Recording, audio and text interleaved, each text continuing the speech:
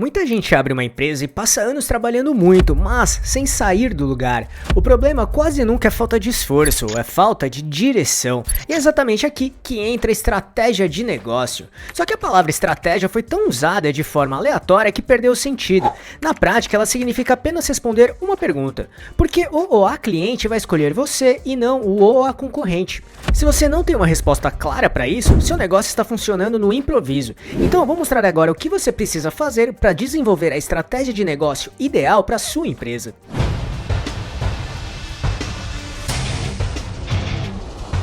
Você quer receber dicas e informações para montar seu negócio próprio? Então se inscreva nesse canal e fique por dentro de tudo que você precisa saber para abrir sua própria empresa. Porque a maioria das pequenas empresas não tem estratégia de verdade. Não é por preguiça, é porque o dia a dia não deixa. O dia começa com uma sequência de problemas, cobranças de fornecedores, desfalques na equipe, reclamações de clientes e boletos vencendo. No final, a sensação é de ter trabalhado apenas para resolver urgências, sem tempo para o que realmente importa. Esse ciclo é o que chamamos de cegueira operacional. Você está tão dentro do negócio que não consegue mais enxergar o negócio. E o pior, parece produtivo. Ocupado ou ocupada e produtivo ou produtiva são coisas bem diferentes.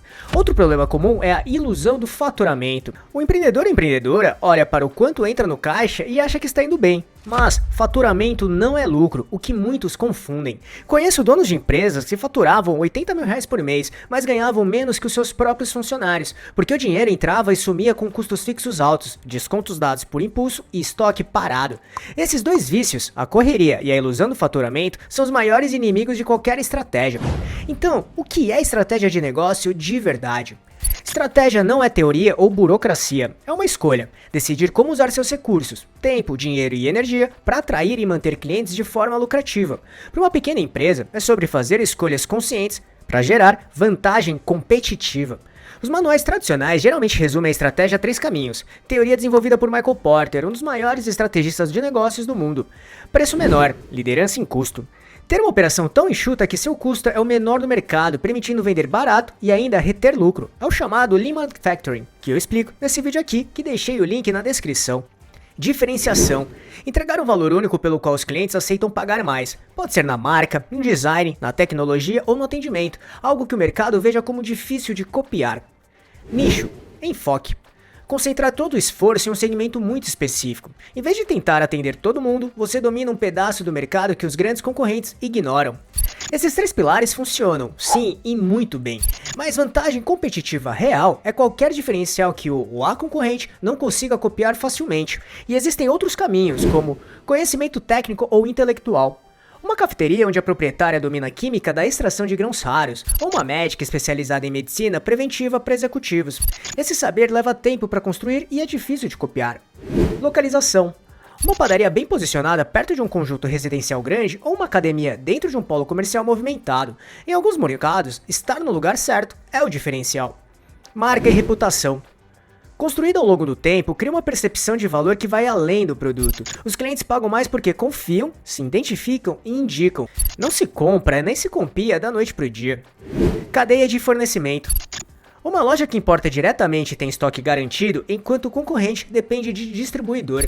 Um restaurante com fornecedor exclusivo de um produto diferenciado. Enfim, quem controla bem a cadeia de suprimentos consegue controlar o custo e a disponibilidade, que é o supply chain, ou cadeia de suprimentos, que de forma bem resumida é o caminho que um produto faz até chegar ao cliente final, que eu explico nesse vídeo aqui, que deixei o link na descrição. O ponto é, você não precisa de todas essas vantagens, precisa identificar qual faz sentido para o seu mercado, seu público e o que você já tem hoje. Uma empresa pequena com uma vantagem clara e bem executada pode ganhar de uma grande que tenta ser tudo para todo mundo. Os bloqueios que estão na sua cabeça. A estratégia do seu negócio costuma falhar antes de ir para o papel porque você mesmo ou mesma a sabota sem perceber. Você toma a decisão na urgência. Sem reserva financeira, qualquer problema vira crise. Você dá descontos que destroem a margem, aceita clientes problemáticos e fecha com fornecedores ruins só porque é o mais barato no momento. Você confunde movimento com progresso. Passa o dia em reuniões, entregas e mensagens. O cansaço gera falsa sensação de avanço, mas você não para analisar se está gerando resultado financeiro real. Você tem medo de rejeitar clientes. Aceita tudo, de todos, a qualquer preço. Mas o OA cliente, errado ou errada, consome seu tempo, suga sua energia e drena seu caixa. Ter estratégia também significa saber dizer não. você adia o importante para resolver o urgente. As tarefas que realmente importam, analisar os números, revisar a precificação, melhorar os processos, ficam sempre para um depois que nunca chega. Reconheceu algum desses? Se sim, qual desses bloqueios mais te atrapalha? Escreva aqui nos comentários para saber se são os mesmos que eu costumava ter e não percebia. Como montar sua estratégia de negócio em 4 passos simples. Passo 1. Raio-x da realidade. Se você já tem algum histórico de vendas, mesmo que sejam só alguns meses, abre esses dados agora. Quais produtos ou serviços geram mais lucro real, não só o faturamento? Quais clientes compram com frequência e dão menos dor de cabeça? Quais te consomem mais e retornam menos? Ou se você está abrindo sua empresa agora e não tem histórico, converse com 10 a 15 pessoas que seriam seus clientes ideais. Pergunte o que mais valorizam, o que as incomodam nos concorrentes e quanto estão dispostas a pagar. Esse levantamento simples ajuda a identificar onde existe dor não resolvida, e é ali que mora a vantagem competitiva. Passo 2. Escolha o seu diferencial. Com o diagnóstico feito, responda com honestidade. O que os seus concorrentes mais próximos fazem mal ou ignoram? O que você faz melhor, mais rápido ou de forma diferente? O que os seus clientes mais valorizam e estão dispostos a pagar mais para ter? A intersecção dessas 3 respostas aponta para sua vantagem competitiva real. Não invente uma que soe bonita. Encontre a que já existe no que você faz. Uma vantagem genuína, mesmo que pequena, é mais poderosa do que um diferencial fabricado. Passo 3. Defina sua meta de sobrevivência. Antes de pensar em crescimento, calcule o seu ponto de equilíbrio, que basicamente é o momento em que a receita total de uma empresa se iguala aos seus custos e despesas totais. Nesse nível de vendas, o negócio não tem lucro nem prejuízo, ele simplesmente empata. E saber esse número é essencial para definir metas, pois qualquer venda acima dele começa a gerar lucro. Dessa maneira, quando a empresa precisa faturar para pagar todos os custos fixos, variáveis e o seu ganho financeiro pessoal também, estabelecer essa base é o que dá segurança para parar de decidir na urgência. Sem previsibilidade do caixa, não existe estratégia que funcione no longo prazo.